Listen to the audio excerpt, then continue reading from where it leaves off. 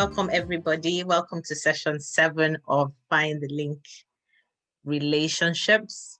We've come a long way, and it's awesome to be here again. Great to see you all nice and early. We'll be starting in another minute, and I'm just going to mute everybody now so that we go ahead, as some of you already know, or all of us. My name is temitopepraisingchild, and we're here to find the link.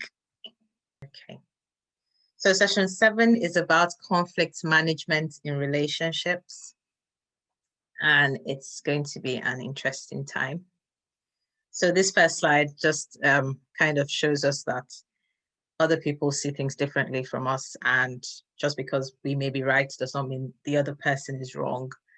The other correlate is that you may both be wrong, or one of the parties may be wrong.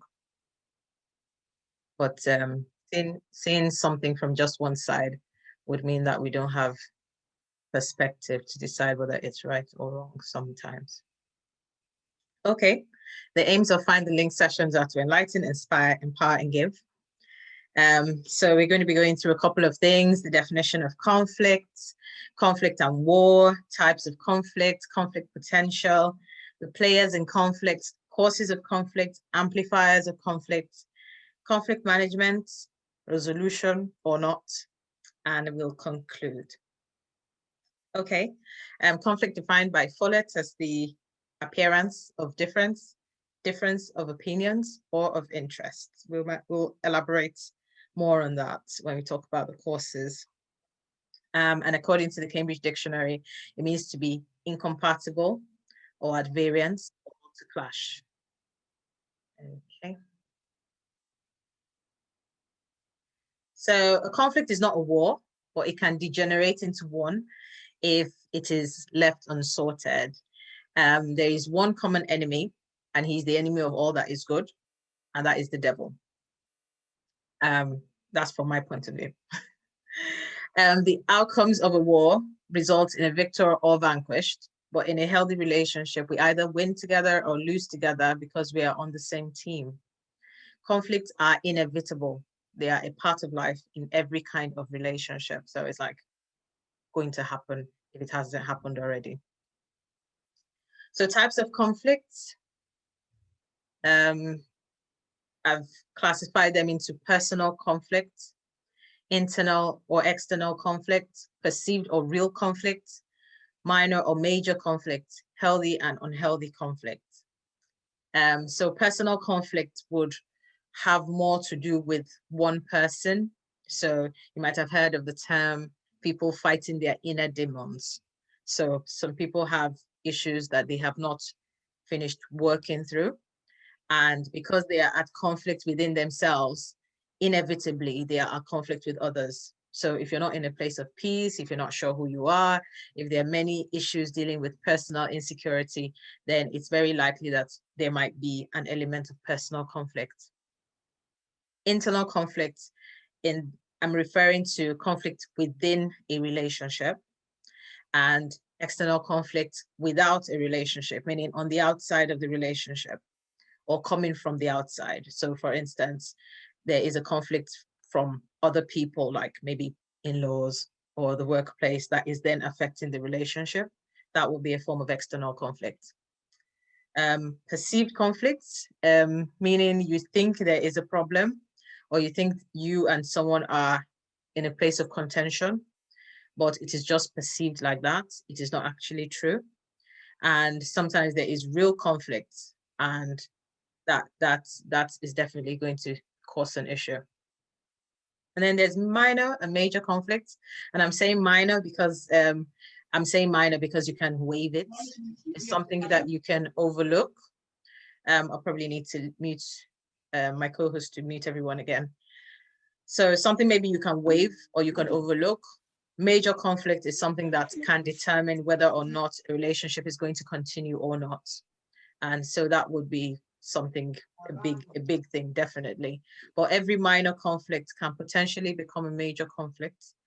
And then the last one on there is healthy and unhealthy conflict. So a healthy conflict ends up being something that deepens a relationship, makes it better. An unhealthy conflict is one that degenerates such that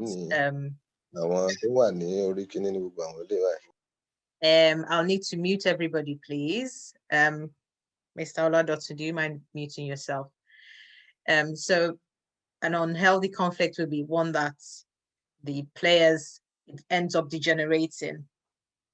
And so that would be one that is not good at all. So the goal of resolving conflicts in a relationship is not victory or defeat. It is reaching understanding and letting go of our need to be right. So sometimes we are fixated on being right or on proving a point. And sometimes you prove a point and then you miss the whole goal of being together. And in the end, it does not work out as planned. So just a few questions to get us all thinking or reflecting. Do you feel the need to prove who you are? Like this, do you know who I am? Do you know my age? That kind of thing. Do you know you are talking to your husband? Do you know my position in the family? That kind of thing.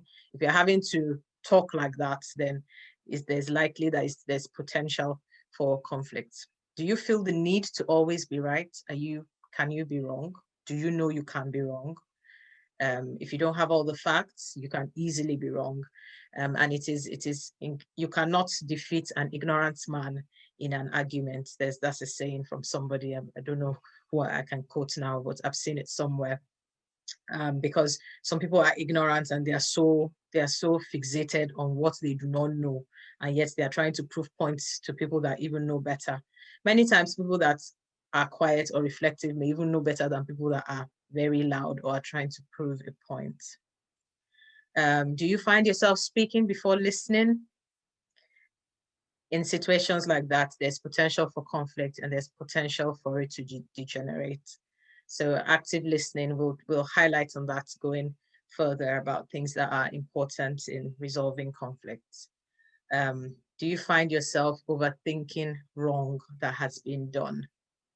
So some people have been offended, but they then blow it out of proportion because that offense then reminds them of the things that happened to them 3 relationships ago, and it just grates on their nerves. And because that was potentially unresolved and they did not have an opportunity to say their mind, then in this present one, they just go out on all cylinders and overdo things because they have thought of it beyond what it was, beyond what it really was. Okay. In healthy relationships, conflicts are normal, arguments are not. And that's written by Do Zantamata. So you can have conflicts, you can have disagreements, but when it then degenerates into persistent arguments, meaning we argued yesterday, we had a heated argument over something yesterday, today we have another heated argument, barely a week goes by that we've not had 3 or 4 heated arguments, is not good for the relationship.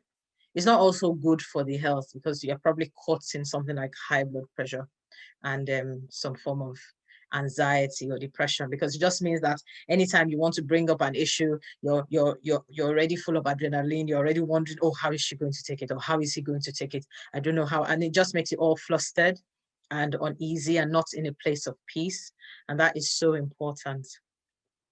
Okay, so healthy versus damaging conflict. So this was referring to a workplace, but it would work with any setting. So in healthy conflict, I think I've mentioned this briefly, disagreements are communicated in a supportive atmosphere that foster generation of new ideas or ways to solve the problem.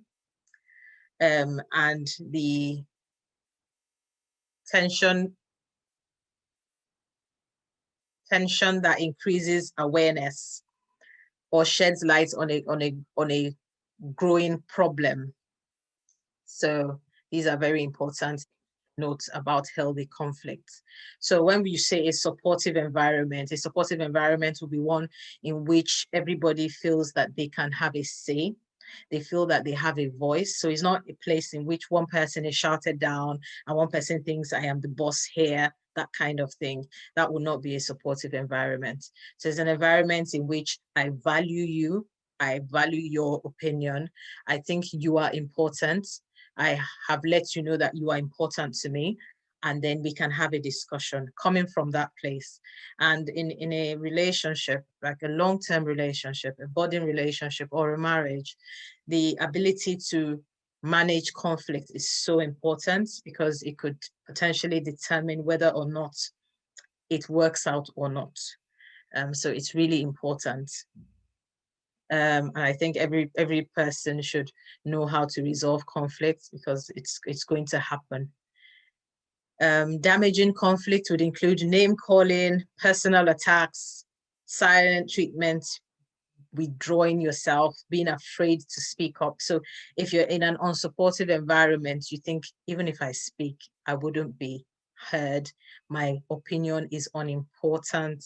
And so what is the point? Or you think, oh, I spoke before, what happened? That kind of thing. So that is a damaging kind of conflict. And it's important to note that even if you've had a disagreement before that didn't turn out as you planned, because you've come to an agreement in which it was for the health of your relationship and you're both growing out of the experience, the next time when you bring up something else, you know that you'll be listened to, you'll be valued. And this is very important about making choices, that you're in a supportive environment, you're with somebody who is loyal, who has your back, somebody that you are honest with and you know can be honest with you, somebody that you feel you can be vulnerable with.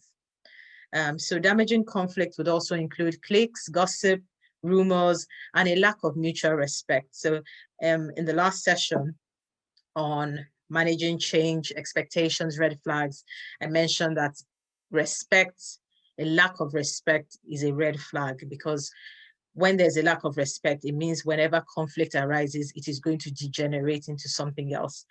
It's when there's a lack of respect and some person is thinking that there's a power tussle, that there's going to be all kinds of things in which somebody thinks, oh, because I paid bride price, it means I can slap her, or I can beat her, or because he's my husband, there's nothing he can do. I can kick him, I can bite him, or I can decide not to give him food, or not to be intimate because it's within my power.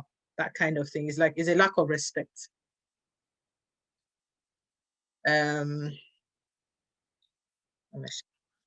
Okay, so conflict potential. And sometimes we know that respect is reciprocal, or should be. The first thing about respect is that you should respect yourself first, and you should not have to demand respect. If you have to demand respect, then it shows that you have probably not respected yourself enough. Maybe you should not have to demand it. Conflict potential. There is an element of background in conflict potential. And that means that people are from different settings, people are from different pasts, parenting, people have been parented differently.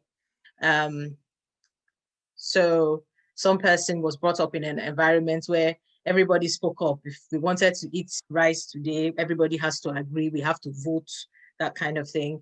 And then you marry somebody, or you have a relationship with somebody in which there was one voice in the house. If mommy said we were eating beans, that was it, we are eating beans. If daddy said we've eaten beans for too long, we are eating swallow today, that was just it. So two people coming from, that's that's quite an interesting example. But of course, there will be wide things like people coming from somebody schooled abroad or schooled in private schools all their lives, and another person like schooled in like schools in the city, in the locality. They'll probably see life differently. If they are both exposed, they can both be on the same page and they can both agree and enjoy each other's differences. But backgrounds do matter, and it can be a potential for conflict. It's not a red flag, but it's just something to note when dealing with another person. The state of mind. So some people are worried about things, they are angry, or they're disillusioned due to things that have happened before, or they're in a state of hurt, they've not been healed, they are not yet over it. And then you are then bringing up another matter that is completely irritating to them. And so they'll just lash out, and it'll be just become, and the next person will be like shocked.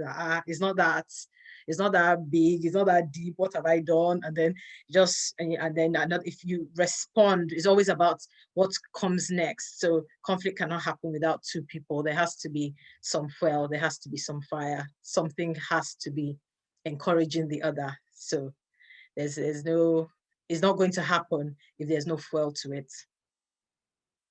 The level of maturity matters. So long-term relationships and marriage are not for boys and girls. They are for men and women who have decided to be responsible, who are people that can adapt, who are flexible, who know the demands of a long-term relationship and have decided that they are in a place where they can be selfless and they can put another person into their space. So maturity is very important. If you're dealing with an immature person, and it has nothing to do with age, so they're very old people that are immature, they're very young people that are mature people. So if you're dealing with an immature person, there is conflict potential. It's just waiting to happen. It's like sitting on a cake of gunpowder. Adaptability is related to maturity, but it's about not being rigid and being teachable. So some people are not teachable. They think they know everything. There's already conflict potential. And sometimes these people are not people outside. They can be in the church, they can be in the workplace, they can be anywhere. They just feel that, what are you telling me? What do you know? That kind of thing. They talk like that, they pass across that vibes that, what do you know? That kind of, some even verbalize it, which is even very rude. But some do not verbalize it. They just show it in their body language or their that's what can you possibly know, or what can you possibly be saying, and are unwilling to adapt. And sometimes they end up having the short end of the stick. Other thing is a physical state. So some people are in pain. It could be physical pain. It could be a state of unrest or anxiety. It could be mental health issues, but they are not in a place physically to be able to handle conflicts. So I'll take the example of a woman, because I am a proud woman. Okay, not a proud woman. I just mean I'm proudly a woman. Let me retract that statement. Okay, so there are times of the month where some women might be in pain, and pain varies depending on different people's thresholds. So some are in a lot of pain, some are not in a lot of pain. Some are past that stage, so they're in a stage of menopause where they don't have to endure things like this every month. And some people, it's just not very painful. So everyone is very different. So if you're in that state and then somebody like steps on your toe, the issue will not be that, why is your toe there? You'll be issue. She's going to be very sharp about a lot of things at that point because she's in pain. So it calls for understanding, that you need to understand what is going on. And this is not probably the time to bring up an issue that is going to rub each other the wrong way. Or somebody that is hungry. So we probably already know that the way to a, let me not sound sexist, the way to a person's heart is through their stomach. So it can be a man, it can be a woman. Women and men enjoy and love good food. So if they are hungry, they might not react well to any issue on ground. They can be very cranky. They might lash out, and it can just be part of being hungry. So it's not the time to bring up any serious issue, because there is conflict potential on ground if you are hungry, or you are in pain, or you are not very well. Then there's an issue about the availability of support. So there is conflict potential if there is no availability of support for one or both parties in a relationship. So there could be resources like reading material, finances. If there's no money in a relationship, there could be real conflict potential, because people then realize that money answers a lot of things. Money is not the main thing in a relationship. It's understanding and a lot of things. But if money is absent and is not there, it could cause conflict, because it's like, I'm working, you're not working, you're bringing this, you're not bringing this, and it could cause conflict. So there's potential there. So family, sometimes having family support is something that is very important. So Prince Paul, would you like to say something? Thank you. Having family support or not having family support could cause conflict potential. So some people have no family that they can talk to about things that they're going through. and that could cause an issue. Some other people have family support, but the family support is, well, I won't say they are supportive. They are not supportive because they are not helping the relationship. They're harming the relationship. So it's good to have family, but it needs to be family that is helping you to stay together or encouraging you to be better or encouraging the good of the relationship. So I will not go for either part saying we should not have any family at all, or we should have family. It has to be family that is aiding and not family that is harming. Players in the conflict will be you, your significant other, and your significant other will be your spouse or someone that you're in a long-term relationship with, hoping to get married to. And then the others would include children, other family, friends, or outsiders. Now, some people do not know that if you leave children to themselves, they can worsen a conflict, especially when they start choosing sides. Same thing with other family, because some people have vested interest in one or both partners.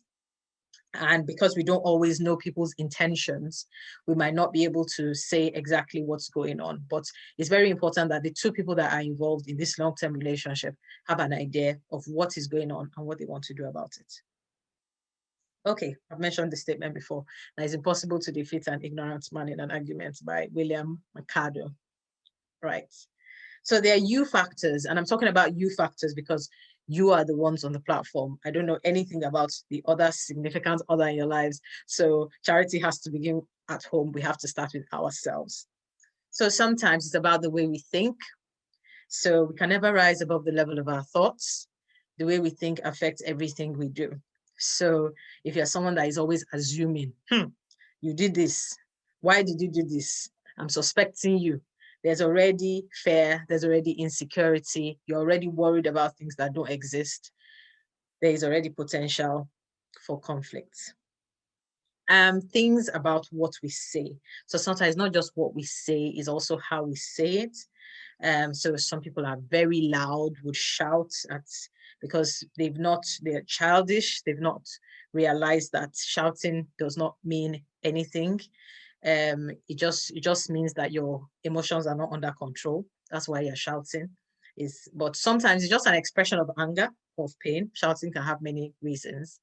But some are silent. Some are silent, and the silence is also a you factor that can worsen a conflict. So giving one partner a silent treatment is going to cause issues and cause it to degenerate. Some people think they're avoiding it by keeping silent, but they're worsening it because they're not having an opportunity to find out what the second person is thinking or hear what the other person is saying. And sometimes some people just accuse others without getting to the root of what is going on.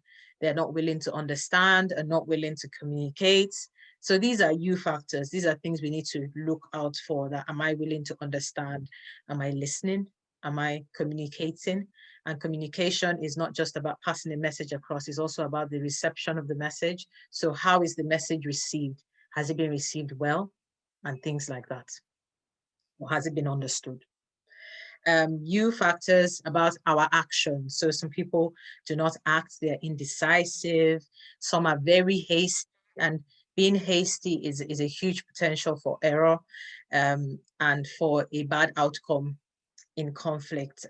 But it's good to be careful and to be intentional about whatever we are doing. Okay.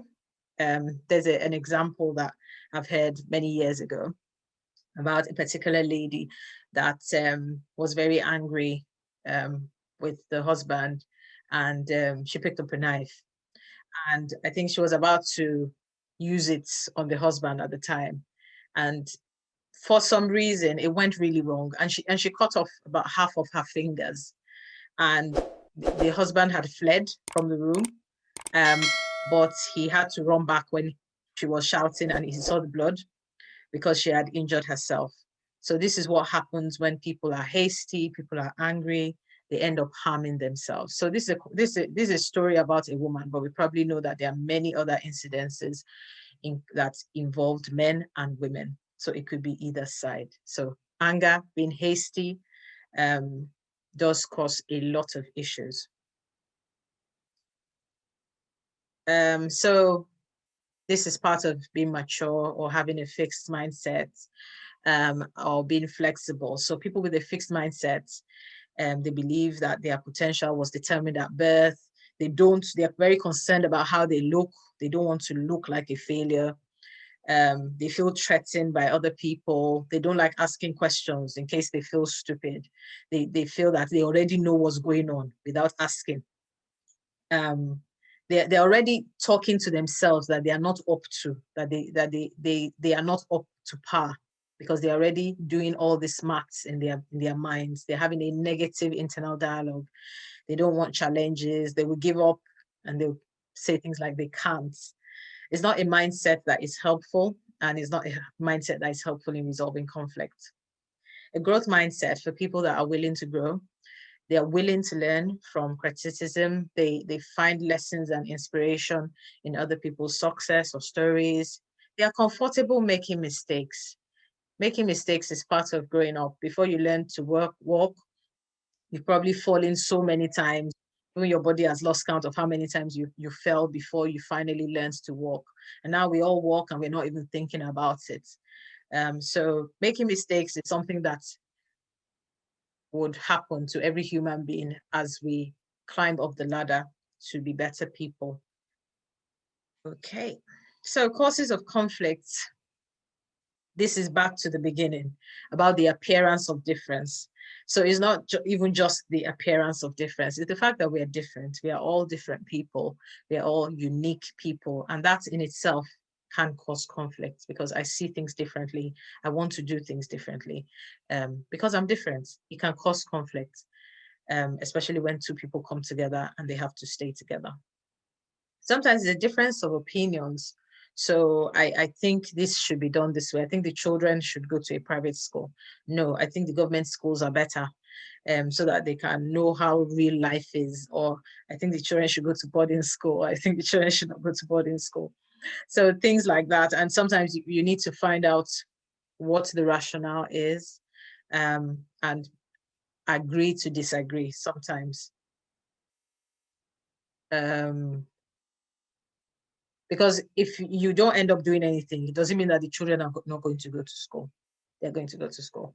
So it means in such a situation, you're going to have to come to a consensus. That's important. Of course, if you say things like, it's different for every setting. So some people have been to a boarding school and have had really gory experiences, and they would, over their dead body, they don't want to see their children go to a boarding school. Some other people have had very pleasant experiences in boarding school, and so they think their children should go to boarding school, and they think it makes them independent. But in a situation where they're having that kind of conflict, if someone says that, see, I feel children grow up much too fast, I want to be involved in their lives, that is the reason I don't want them to go to boarding school, the partner could maybe come to a consensus and say, oh, well, this is really important. I can see that this is something that you really value. And so sometimes about saying something from another person's point of view, in fact, that is what it is. But of course, the potential for conflict is wide and varied, and could be from anything from pressing toothpaste to bedroom issues to going out to visiting. There's potential for conflict like everywhere. So it's quite important that we learn to be agreeable. So some people are just, their default answer is no. No, you cannot. No, we cannot. And I guess people like that would be very difficult to get along with. I think it's a nice thing to be easygoing and to be pleasant. It's really nice. There could be differences in interests. So I'm not interested in this. And this is the reason for communication, because you should not be in a long-term relationship already or married already before you realize how different you are and how different your interests are, and you're sure you cannot come to a consensus about things. Okay, so this picture is about seeing things from just one perspective. So if you look at the upper picture, this is Prince Williams. For those that don't know, he's the first grandchild. No, it's not the first grandchild, but anyway, it's the prince, one of the top prince in England. So the first picture, he is looking like very rude sign language in British society, giving the middle finger. But when you look at the picture below, then you see that he's actually bringing out 3 fingers.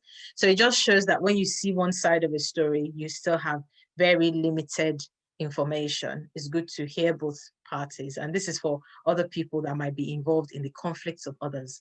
So sometimes we have our conflicts and sometimes other people have conflicts and we're dragged into it. So this is why it is so important to hear both sides of the story before making a judgment, because we can be wrong. Now, amplifiers of conflict would include things like inflammatory words. Sorry, excuse me.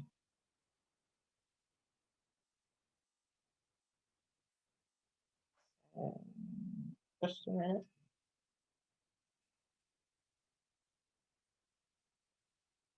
Sorry, just looked as though my computer.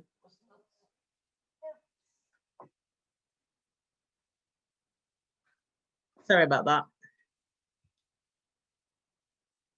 Okay, so inflammatory words, negative body language, including throwing tantrums, which adults should not have to do at all, silent treatment, and non-conciliatory advisors. So they're advisors that they are not interested in things getting sorted. So if we have an example from where I come from, you see some people fighting, and then you see people, they're clapping, they're smiling, they're laughing. They say, fight, fight.